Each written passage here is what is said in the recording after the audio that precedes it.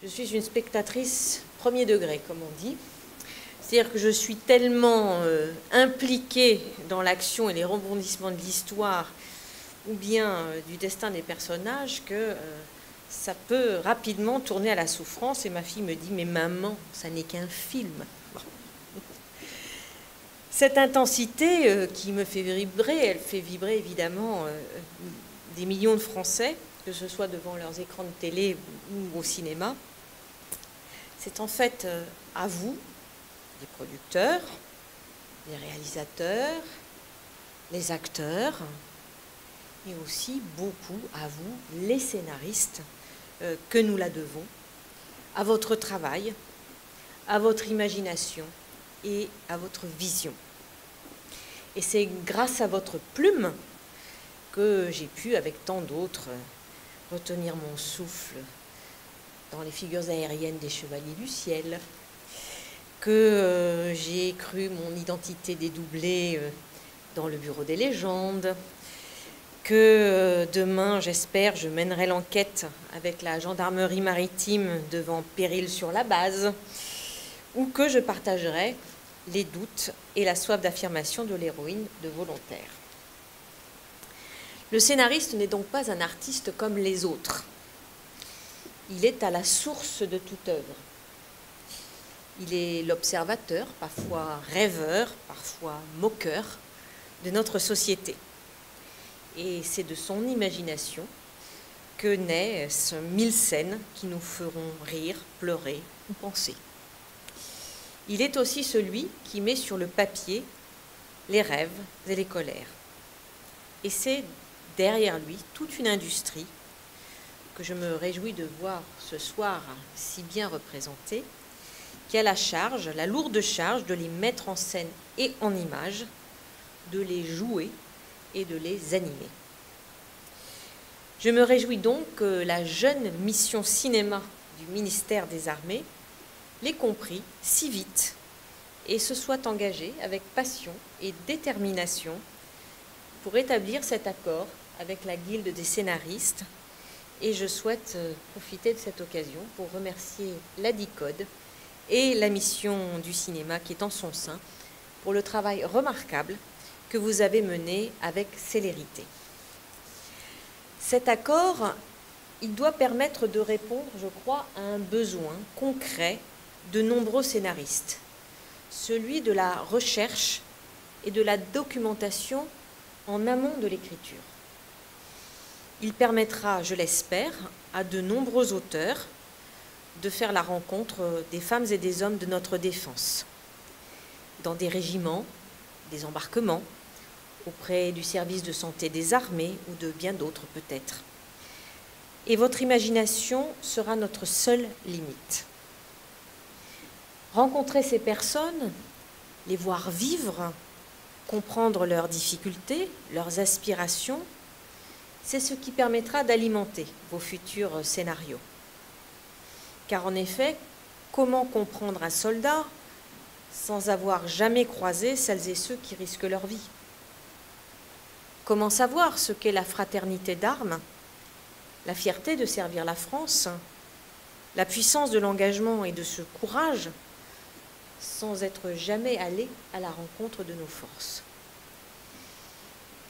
Vous l'avez compris, chère Pauline Rocaful, puisque, avant tout le monde, je crois, vous avez été en quelque sorte un précurseur de cet accord en vous rendant, il y a 10 ans, au contact de nos forces à Draguignan pour votre projet, le piège à bras.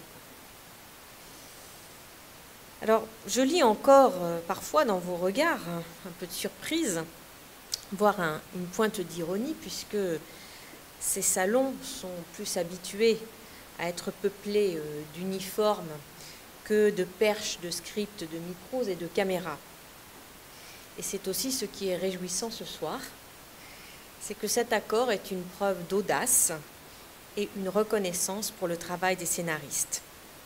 C'est aussi le signe d'une politique culturelle que nous voulons ambitieuse au ministère des Armées. Nos musées, notre patrimoine, la peinture et bien sûr la fiction font partie intégrante de notre défense et de la richesse culturelle de notre pays. Et je les défendrai, après d'autres, avec force et vigilance. Grâce à cet accord, ce sont donc deux mondes qui sont en apparence éloignés, qui vont pouvoir à la fois se connaître, se parler, se comprendre et cultiver le lien entre les armées et la nation. Par vos projets, vous y contribuerez un peu. Vous permettrez à chacun de saisir un soupçon du quotidien de nos armées et de vibrer un peu avec elles.